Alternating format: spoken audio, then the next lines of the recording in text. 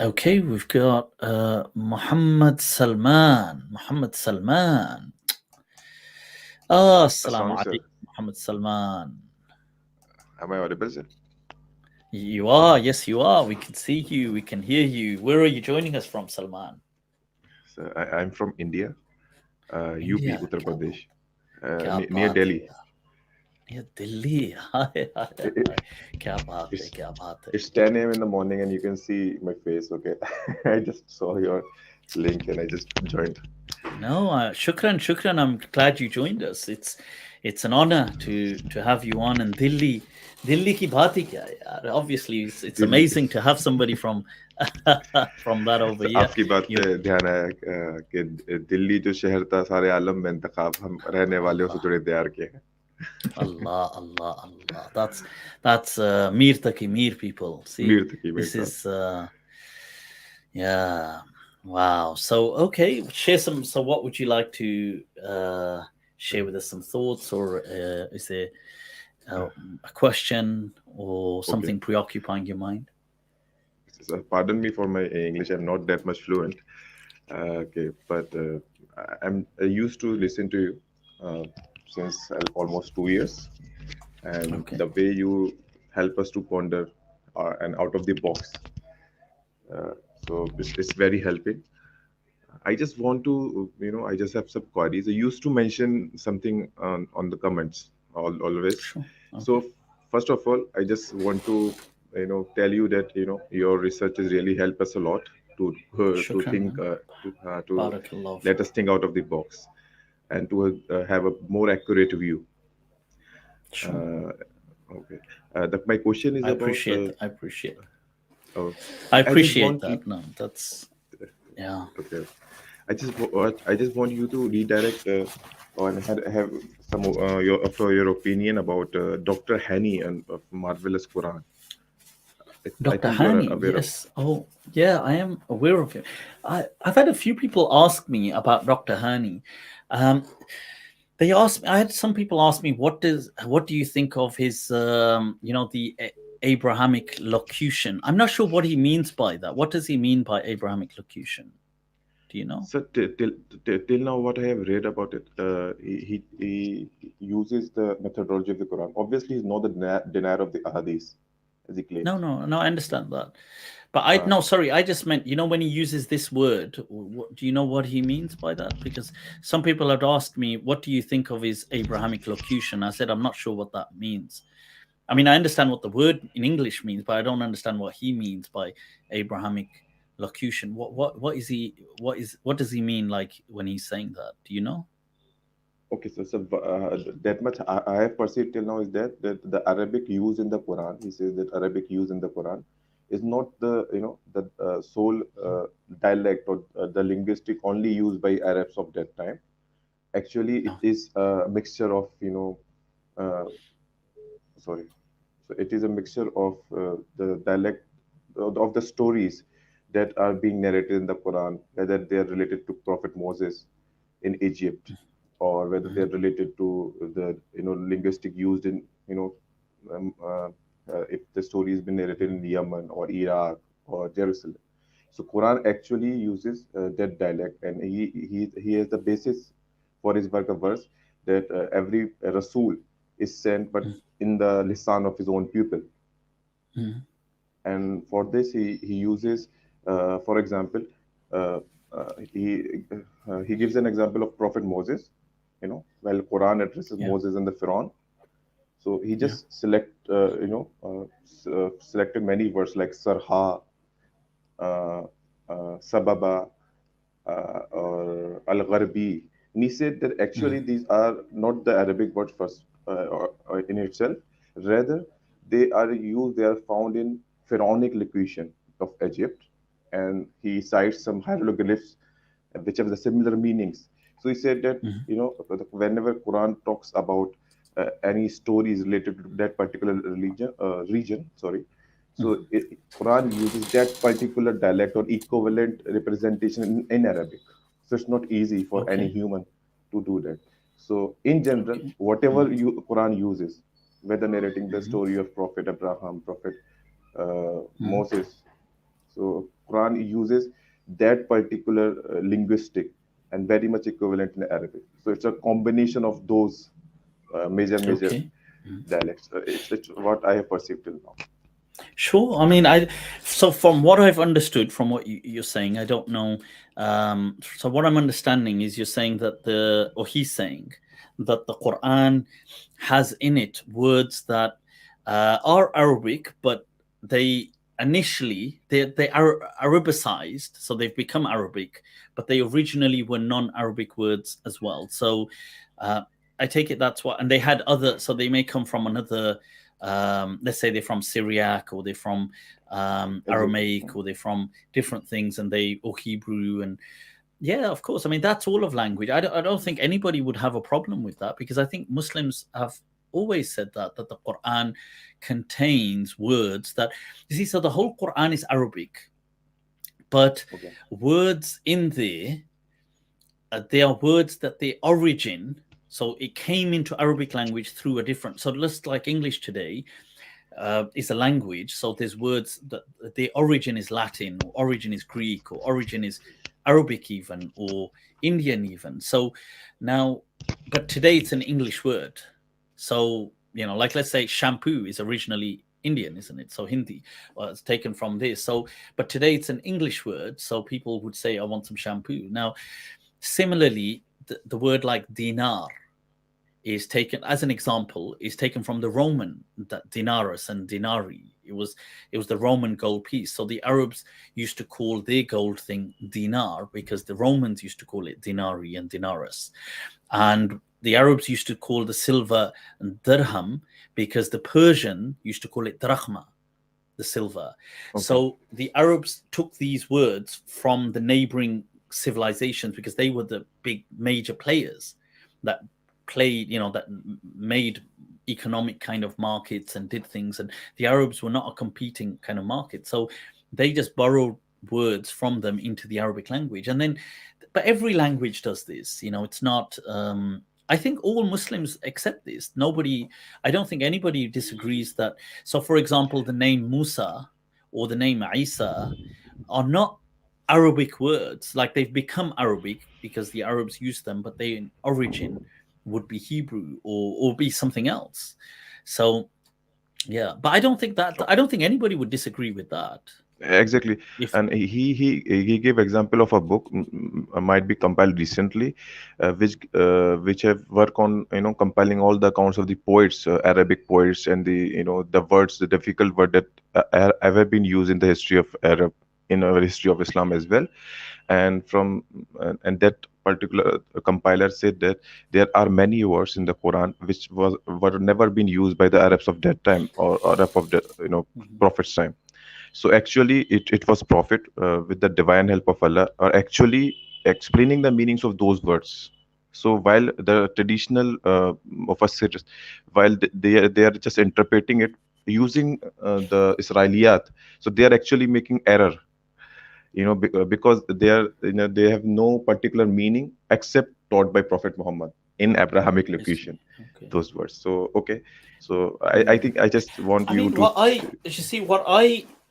what I've kind of watched of his, I haven't watched that many things of, I mean, it's my fault, because you know what, to be honest, my clips are so long, not clips, but my videos are so long. I have usually cut out clips throughout every day. I try to release about 2 clips, which I just cut out, might be 5 minutes, 10 minutes, but my weekly session is going to be 3-4 hours long. So his sessions are about 2.5 hours long as well, and I struggle to kind of watch it. So, and if he had like Exactly. quick clips, I would love to just watch them. If he gave, and the problem is not problem, but it's my problem, I guess, as a person, just being distracted and impatient, and it's because sometimes, you see, normally when I begin something, I will begin by telling you what the answer is, and then I will unpack it and say, well, this is how Okay. we arrived at this answer. But Exactly. he Exactly. doesn't. From what He I doesn't. watched that one, he tells you right at the end. So you've got to watch 2.5 hours. So I kind of struggled watching it. So the few things I did Okay. I understand. watch, Mhm. The few things I did watch, but then I wasn't sure. I had to skim through it, you see. So I wasn't sure. Maybe I've misunderstood it now, because if you just explained it in the beginning, saying, look, this is what I believe, and now we're going to show how we arrived at that. So then I would know clearly this is what he believes. So for example, I watched a few things where, and I get the fact that he's definitely really thinking out of the box, and I admire the courage to always think out the box. This non-linear thought is amazing. But so some of the things I found, like, yeah, sure, they may be similar to things I've said, but some of the things I found them very strange. Now, Yes, sir. once again, I'm not sure. You see, I could be mistaken because I skimmed through it. Maybe he wasn't saying that, but I heard, for example, one, he said that okay, the virgin birth. Now, I've got something on this already, that there's a difference of opinion, and I've mentioned that ikhtilaf. And people may think that view that I highlighted is outrageous. So fair enough.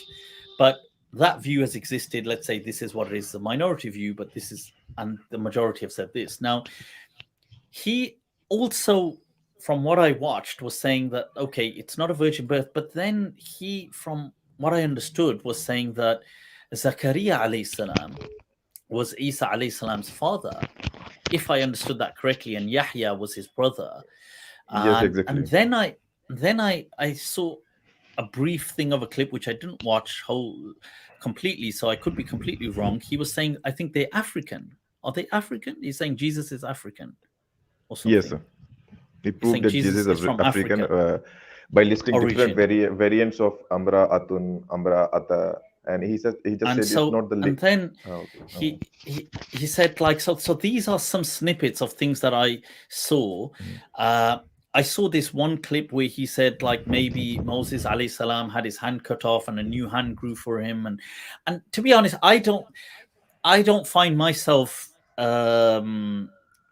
these things, if I understood them correctly, I mean, I don't really validate these kind of. I don't validate the interpretations. I mean, to me, they're kind of very.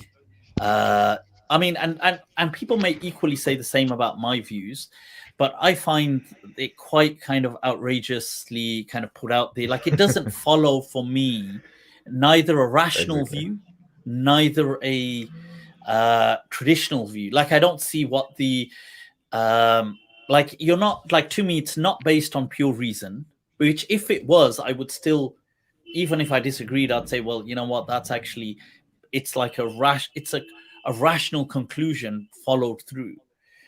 But it isn't. Like, so if you're saying things like, let's say Moses alayhi salam has his hand chopped off and then he just grows a fresh new hand, that's not, you're not following the voice of reason necessarily, you're trying to follow some other conclusion, which then just seems like, I don't know, it's such a big leap to put a tiny thing together. And this thing, like with Jesus, let's say Jesus is the brother of John. I mean, even according to the Christian tradition, he isn't. Not that John, John the Baptist. He's not the brother of John. So even according to the Christian tradition, even according to our tradition, he isn't. Although I it is believed that Jesus had brothers in the Bible. It does mention he has brothers, um, but the James, and some have said whether it's Peter, but he has brothers, and then they disagree. The churches, whether they are his stepbrothers or his his kind of whole brothers, and the Catholics disagree with the others over that. Now, so okay, that's a different discussion, but I just feel that it's like, wow, like this. I don't, like, it's such a leap, and I don't Exactly. see the need personally. I don't see the need for that big leap unless it's compelling. Like, so for example, one could say, well, we're reinterpreting this in light of our understanding of the world today. Like, let's say somebody was to reinterpret verses around evolution. Now they're reinterpreting this based on our understanding of how the world is today, how it operates. Fair enough. I mean, that's, you're going from a particular framework. Or if somebody was to say, well, look, I feel that this is looking at the psychology of narratives, I'm going to interpret narratives as a whole in the Quran and give an explanation. Okay, fine, that's a thing. But I feel I don't know. This is where I was with some of the clips, and I've seen only a very few amount. He does seem like somebody. I do love the fact, and I praise him. Dr. Hani. I commend him for encouraging people to reconnect with the Quran. I think that's a wonderful thing. He's definitely caught the eye of many people, and I feel that that's he's promoting the Quran. Even the title, the marvelous Quran, is amazing. I think that if anybody can bring people, if they can pique their interests towards the Quran, to me that's definitely a plus point for that. I absolutely praise you. May Allah bless him, and may Allah kind of increase him and his followers in their love for the Quran and everybody. But I just feel some of these, I don't see the reason in making such huge claims. Like I just like if I just said, so for example, like if I just said that Sayyidina Nuh alayhi salam was Chinese, and you said, well, why? I said, well, this is what like I want to understand, like, why am I making such a like, what is the like, why am I just, because that's just like a sudden, like if I said that, like let's say I just started saying, yeah, Sayyidina Nuh alayhi salam was Chinese people, he's from Shanghai, and now it's like, well, why am I saying, like, what's like I'm more interested in what's going on beneath the surface. Why am I thinking that? Like, what's going on? Like, why am I what's making me want to think that?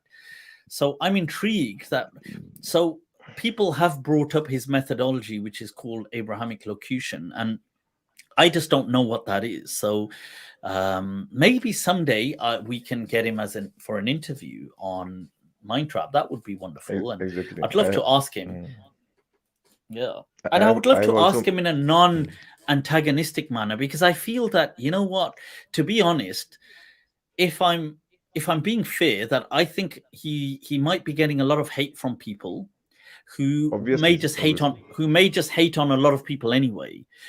But I think that, I don't know if I'm the best person, but I feel that I'm a good enough candidate that promotes the voice of reason to ask him about these things, because other people that would ask him would just clearly be coming from a position of maybe sectarian kind of angles, whereas Yeah. I wouldn't come from that. I would welcome the voice of reason. And so I think it would be, if he is ever wanting to say, well, I'd like, to, somebody can ask me and I'll answer, I think I would be a good person for him to engage with on that. Yeah. Exactly. So I have also messaged Dr. Hani about you, that he may engage with you. Uh, some results, as you said, on his YouTube channel might be staggering, But what I feel, as I'm following his videos, just like yours, that he has got a common methodology. Using the verses of the Quran, he said the Quran is in itself the various very strong linkages. It is not like it's starting from Alif Lam Mim and ending to Qul A'udhu Birabbin Nas. So it is very strongly linked, and we have to work Yeah. on those linkages. So irrespective the results he is coming out with, he's using the same common methodology. That's more important, what I feel as a person, firstly. And That's good. if you give, So if you there's a give me 2 minutes more, so there's a consistency of his thinking. consistency. Okay. That's And good. secondly, That's good. Yeah. what I feel the most important results that can lie in coherence with the traditional opinion, or not the traditional opinion, the scholars, the opinion of the nowadays scholars, is that he proven that Zulkarnain was none other than Prophet Muhammad Sallallahu Alaihi Sorry, Zulkarnain Wasallam. was who? The Zulkarnain, prophet. Prophet Muhammad Sallallahu Alaihi Wasallam, Prophet Muhammad himself. So it is Okay. very outrageous, but he proved using the verses of the Okay. Quran in a way that it linked to the to the opinion of the scholars, which uses the half part of it. For example, Is it? Yeah. okay, Please. so now, yes. No. Please. So For what's the he, he, example? he, Yeah. Yeah. he made a claim. He made a claim that whenever you are just researching on the Quran, so you cannot go on claiming and cherry picking like he was Sikandar or he was Cyrus. Quran is itself, or what as Maisha said, that Quran is all about Muhammad, the character of the Prophet Muhammad's Quran itself. So you have to first try to relate it to Prophet Muhammad. So he actually related with the verses of the Zulkarnain to the Ghassanid Jews uh, at the time of Tabuk. He said that these questions were asked at that time. So it is related with the Prophet and the war engaged at the Ghazwa Tabuk with the Byzantines, and where Byzantines do not confronted Prophet Muhammad. So he used this certain methodology, and it was very interesting. You see, what I would see, look, what I would say is there. You see, we have to understand that there is a psychology to narrative. Okay, now the psychology of narrative, like you can have an incident, and then it can have layers of symbolism. So it can be symbolic. So, for example, let's say. Let's say, for example, the story of Adam alayhi salam and the Garden of Eden and this whole struggle, this kind of being enticed and the fruit, the forbidden fruit. Now that's a narrative, but then it could be symbolic of, let's say, we could draw a story, we could draw symbolically lessons from that about just general battles between good and evil in life, or just struggles. Or somebody could look at, let's say, Ibrahim alayhi salam about to sacrifice his son. And this is the narrative at the narrative level, but the psychology of narrative would show, well, that it would have symbolic levels as well. So symbolically, this could be about sacrificing, something dear in life and an effort. Now, so if we took, let's say, any story from the Quran, any narrative, you can symbolically extract from that many reflections from the seerah of the Prophet ﷺ. I'm sure we could look at, for example, the sacrifice. We could look at Moses being disturbed by people, or his own people. You could look at the Prophet and Quraysh. You could look at Isa alayhi salam struggling. You could look at the Prophet dealing with the other tribes, trying to overcome him as the Romans were trying to overcome. You could look at the sacrifice element. You could look at good versus evil. And you could look at the Prophet's seerah, and you could see reflections of the narrative symbolically in the seerah, but you could equally extract further and see reflections in our lives. Like I could see that, let's say somebody thinks I'm going through, I'm struggling the death of a loved one. Now they're seeing a narrative in the Quran dealing with death, and they're taking symbolically inspiration from that. I think taking inspiration and seeing reflections from the narrative symbolically in everywhere or wherever is amazing, and that's definitely, I feel that's also one of the purposive dynamic nature of the Quran, that you do Exactly. that. Exactly. But it doesn't. But to say this is that the symbolic, in that case, let's say the symbolic nature is the nature. It's the nature of the narrative, and the narrative nature is actually, it's not it. I don't know that. I think that, like with Dhul Qarnayn, you see, whether he was Cyrus, most people feel he most likely would have been Cyrus or maybe Darius. But whoever he was, or whether he was Alexander, according to some people, I doubt. Alexander doesn't make any sense really, although Jalaluddin Asyuti may have felt it was Alexander. But the thing is that he is somebody that the Jews asked the Prophet about. So the Quran says, وَيَسْأَلُونَكَ عَنْ ذِي الْقَرْنَيْنِ, that they ask you, the Jewish kind of rabbis come to the Prophet and they decide to quiz him over, oh damn, I think I may have just, so they come to the Prophet and they quiz him over three things, and they ask him, and then the Quran is revealed in Revelation is a response to that, but which by extension benefits people as well with what it's going to. And these are very interesting questions, because one is about a historical figure and one is about metaphysical, about the ruh. You see, they ask about the ruh. So yas'alunaka an dhil qarnayn, that they ask you about dhil qarnayn. So whoever Dhul Qarnayn was, the Quran doesn't use a name; it uses a kind of a kind of accolade, that the one of two horns, or whatever that means. Now, whoever it was definitely somebody that the Jewish rabbis would have known about and would have held in high esteem. This is what it appears, Allahu A'lam, but it appears that to the reader, that when they are asking, the reason they're asking is that you don't know about him, but he's somebody special. You ought to know about him. If you're a somebody, then you ought to know this because he's such an important figure. So the question then was, who is it that was so important to Jews?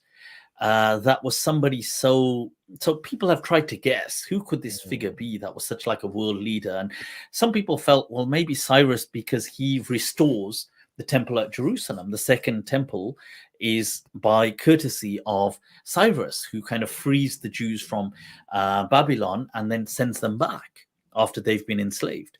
So, and because he doesn't only send them back, he gives them funding to make the temple, and he kind of has a soft spot for the Jews, and he does have a huge, powerful domain, and even many of the human rights things nest.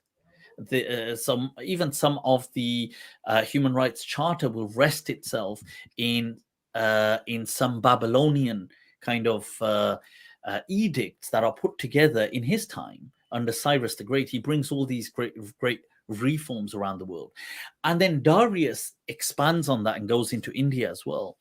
So the question here was, some people felt that maybe it was Cyrus, maybe it was Darius.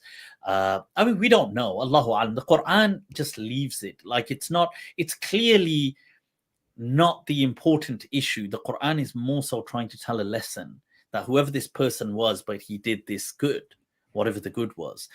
And yeah, but I don't know. I feel it's interesting to say it's the Prophet sallallahu alaihi wasallam primarily, not symbolically, but narratologically, that it is the Prophet. I mean, it's and why did the question is that why the Jews of Ghassanid especially were so much eager about it, that why they were asking Prophet Muhammad. Actually, using the verses of the Surah Kahf, Dr. Hani tried to explain that actually Prophet Muhammad first, confronted Byzantine. So that's a much big deal for the Ghassani, who were actually troubled by the Byzantine on the one side and the Sassanid on the other side.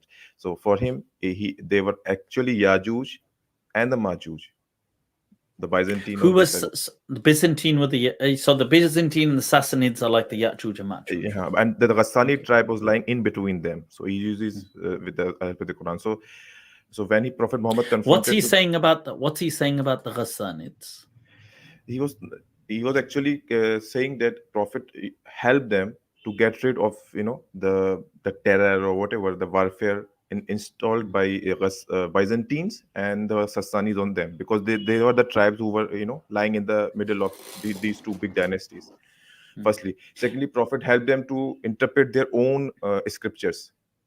So for second thing is that, and using the armies of the Ghassani tribe and helping him with the army of the companions. So Prophet helped them so much. So they were actually they were thinking that these traits were associated with only that person, and actually not considering Prophet as Zulkarnain. They were actually asking about Prophet, do you know Zulkarnain? See, but if we're going to look at the Ghassanids here, the Ghassanids were there for generations way before the Prophet. They were on the Western Front, and they were the client kingdoms to the Byzantines. Their rivals on the other side were the Lakhmids. So the Lakhmids were the client kingdom of the Sassanids. They were both Arabs in the middle. So the buffer zone was created by Lakhmids. Lakhmids are sometimes called the Manazira because there's so many Ibn al-Munzir as well. So the plural is Manazira, or the Lakhmiyin, the Lakhmid, and the Ghassaniyin. Both of these tribes are from the southern Arabian kind of tribes that migrated much before, and some say through Nabatea, and then eventually set up. Now, most of them, the Ghassanid and the Lakhmid, were predominantly Christian, but they hated each other. The Lakhmid and the Ghassanid used to just fight each other. Exactly. They pretty much are at their weak point when Islam is kind of rising. So they, in fact, the last major Nu'man ibn al-Munzir from the Lakhmid, and the Lakhmids, by the way, seem to be the cultural capital. So Hira is in the Lakhmid, where all the major poets and all the culture comes from, and that's in the Persian side of it. So in Iraq, which falls under the Sassanids. So the Ghassanids do have as well. So they do have Busra, not Basra, but Busra, and they have a few places as well, which are quite kind of, but they don't seem to be as domineering as the Lakhmids do. So the Lakhmids seem to be, so the Lakhmids would call themselves like Malikul Arab Kulla. In fact, the ancient inscription you have of not this Imra al-Qais al-Kindi, but that Imra al-Qais al-Lakhmid from the Lakhmi, he says Malik al-Arab Kulla, the king of all the Arabs. And this is like a couple of centuries before Islam.